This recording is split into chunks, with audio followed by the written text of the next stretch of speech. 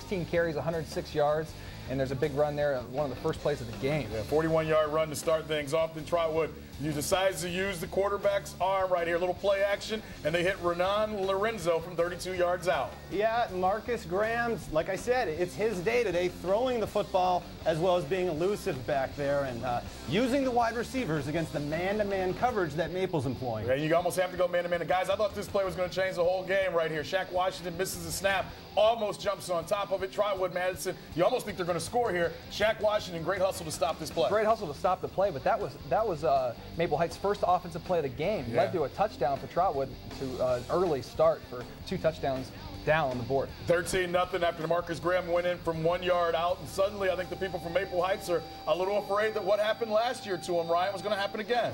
Yeah, but they have a senior Shaq Washington and a senior Dana Day, and that is a connection that they've been using all year, and it gets them on the board and back in the game. With the quick 13-yard touchdown strike, makes it 13-7. But Trotwood comes right back. Look at Graham hustle his way through the end zone. That's a 9-yard touchdown run. Makes it 20-7. Guys, how much of these extra points going to come back and haunt one of these teams? I think it's going to come back big in the second half. I think one of these teams is going to win by a point or two. Don't know who it's going to be yet. Special teams wins and loses games. Not a great punt right here. And Mr. Gilbert picks it up, and Ryan take it from here because this kid is devastating. This shows all the facets of Antoine Gilbert, the speed, watch the vision, cut back, and then at the end, the power.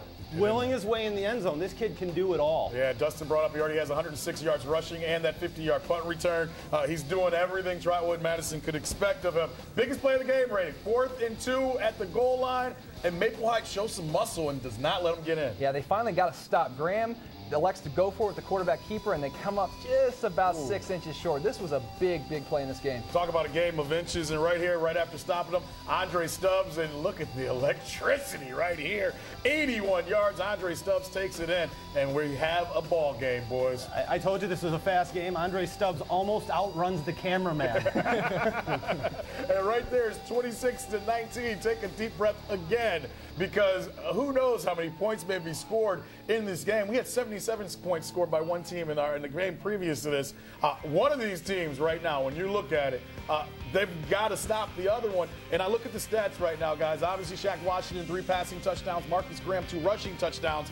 But I go to the rushing yards overall, guys. Right now, Madison has 107 rushing, and Maple Heights only has 12. Is that going to be a problem as we go along? Well, we're going to see. I mean, Maple Heights is having success throwing the football, but so much of their success throwing it is predicated on the running game working. So you have to have the running game to establish it, to make them stay honest. Yeah, they have to stay honest. Dustin, what are your thoughts when you look at the running game? Are you surprised that Ransom isn't a guy that's been more involved in this running game right now? Well, it's not working. So they're obviously doing what they have to do to score points in this game. Obviously, it's a track meet, and Maple's going to do whatever they have to do. And the quick strike there at the end of the first half to get the game within striking distance, 26-19. We'll find out what they have to do in the second half. You know, Ryan brought up a point a couple hours ago saying telling the police to get their radar guns out, and we laugh. But you look at it and the speed on both of these teams. The play to Stubbs kind of jumps out to me because it's a quick 10-yard pass, and you take a breath, and he's gone. And the way they use him really is tremendous to me.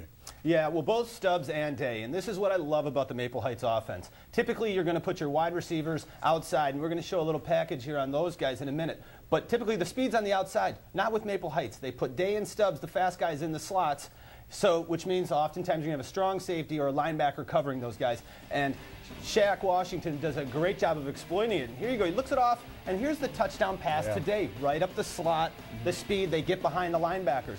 Here's the long one to Stubbs here. Again, right down the middle. This wasn't for the touchdown, but that's the same play.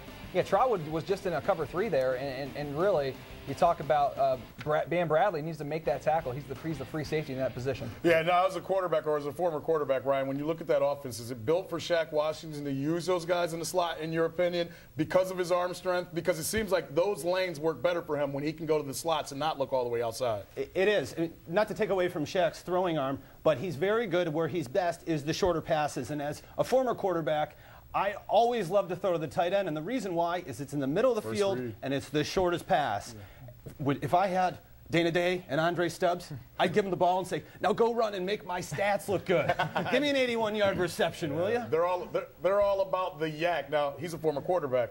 He's a former cornerback. Now, tell me a little bit about what's going on in this Trotwood-Madison secondary. To me, before this game started, Maple Heights started scoring, we thought this may be one of the best secondaries we've seen all day. Well, they're a young secondary. You talk about their leader back there, Bam Bradley, who is probably going to be one of the top-rated safeties in the country next year. He's a junior. The guy's 6'2", 203. Reminds me a lot of Sean Taylor. And here you see his brother, Nicholas Grisby. They call him the Freezer. And he's a freezer for a reason, because he's hungry. And you can see him make this. Look at this. He comes up, form-fitting tackle. Great play on the fourth down right there. And then you see, you're going to see a couple plays. Oh, look at bam. It. Come inside out. That's just how it's taught, That's how it's taught. I mean, as a middle linebacker, and he's going to get a look possibly from Ohio State here shortly. There you see Bradley. Bradley's the free safety, big, tall, rangy kid. Made some really big tackles in the first half. However, missed the big tackle on the Stubbs 81-yard touchdown, which came up critical. Yeah, you guys, we talk about those sets of players because it's starting to look like one of these two sets of players are going to have to make the plays to win the game for their team. Yeah, and we talked about Maple kind of getting away from the run, and that's because of those slots, the effectiveness of them. And I expect to see that effectiveness in the running game, because you'll see Stubbs and Day come in motion and they'll give it to him. You saw they faked it to him on the touchdown pass to Stubbs, and he just leaked out and caught it and ran in for the end zone. Quick note on your defensive guys and Shaq Washington. There's one word for Shaq Washington. That's fearless. Yeah. The first time you carry the ball and the freezer lights you up like that, almost takes your helmet off, and for the rest of the half, he wasn't afraid to stick his nose in there and put the ball right back, running behind the line and taking those shots again. The kid's fearless. Staying at the skill positions, I think for Dustin and I, seeing Antoine Gilbert for the first time at running back, he is impressive. He knows how to use his weight, knows how to use his speed, and he's really making a difference for this offense at Trotwood-Madison. He's probably the best senior running back in the state of Ohio right now. And if I think he'll definitely have a shot to play at the next level. We'll find out where he ends up. But, I mean, the 16 carries for 106 yards in the first half, the big punt return for a touchdown, which was a huge play in the first half. We'll find out, if Maple Heights can shut him down at all in the second half. Right, and we always talk about three categories: offense, defense, and special teams. There's already been a punt return. Maple Heights had about 3 kickoff returns early on.